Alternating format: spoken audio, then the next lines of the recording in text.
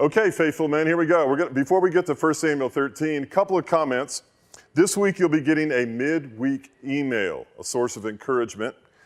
Also, we're going to add in a memory verse so we can move this scripture that we're looking at from our mind to our heart where it's supposed to be, something that we can pull out and use anytime we need to. Our memory verse for this week is obviously our focal point, 1 Samuel 2 and 35. You should have that memorized, if not already, by the end of the week. Anyway, I'll be encouraging you in the middle of the week. We're going to put a little more meat on the bone. We're going to up our game a little bit. When you get your handout, you're going to have an opportunity to see an entire message on some of these subjects. And the questions are going to be a little bit more challenging for you. I think it's time for us to invest a little bit more in the topic. One of the things I want to encourage you to do when you come to a chapter is look for the main point. There's usually one main point to be made. That's enough for us.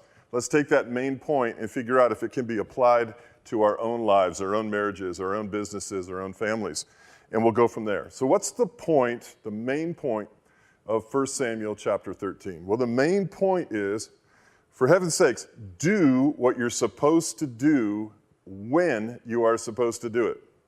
If we could get that down, and to do that sometimes, to do it when you're supposed to do it, means that we're going to have to probably increase our level of patience. Yeah, patience. All right, how do we do that? If you'll remember, this story is about the Philistines mounting a serious attack with an arsenal against the Israelites. And when they are mounting that attack, King Saul is having some issues. He is supposed to do one thing and one thing only. Saul is supposed to wait for Samuel. Samuel is to come, and Samuel is to make the offerings prior to the battle. Saul gets to thinking too much. I don't know if you have anxiety in your life. Anxiety is basically living in the future that's not even here yet. You find yourself doing that sometimes? Living in the future that hasn't even taken place yet. Well, Saul's got enough problems on his hands. He doesn't need to live into the future, but here's what he sees around him. People freaking out, people running, people scared, people scattering. And Saul becomes afraid, not only of the Philistines, but afraid of his own men. And he's seeking to please them. If you have people-pleasing issues that keep you from doing what you're supposed to do when you're supposed to do it, we need to work on that. We need to have less of a fear of man and more of a fear of the Lord, a healthy respect, a healthy submission. Now, you remember the movie Braveheart? When Mel Gibson is making his speech, and they've made these long spears out of these long tree limbs, and all of these spears are down on the ground. And then when the English come to attack them in their horses, what do? He says, hold, hold, hold. And just before the horses get upon the soldiers, what do? They raise up their spears and they impale the horses. And the battle ensues because they waited for the appropriate time. What is it that you're doing in your life that is getting ahead of the schedule, ahead of the plan? What are you entering into that you're not yet ready for that needs better preparation?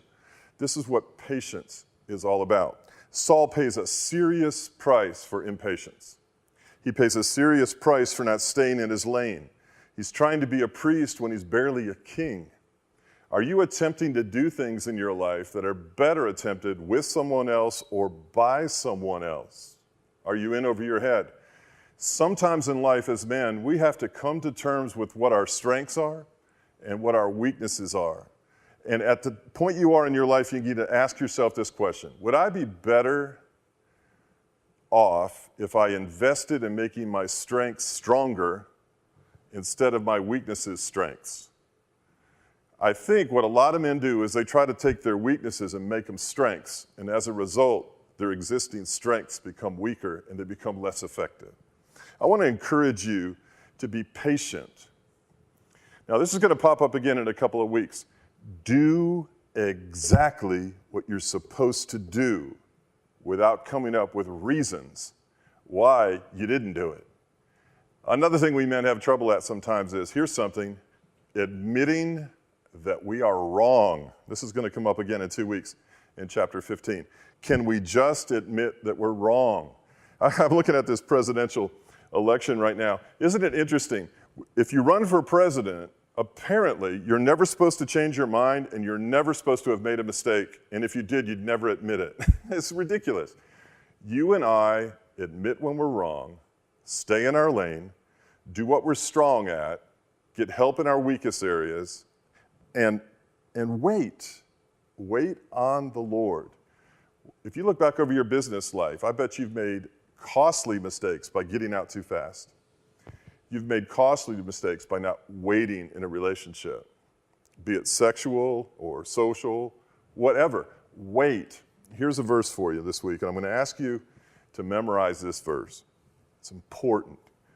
Galatians 5:22. If you want to be a faithful priest who does according to what is in the will and the mind of God, then you have to have the fruit of the Spirit in your life.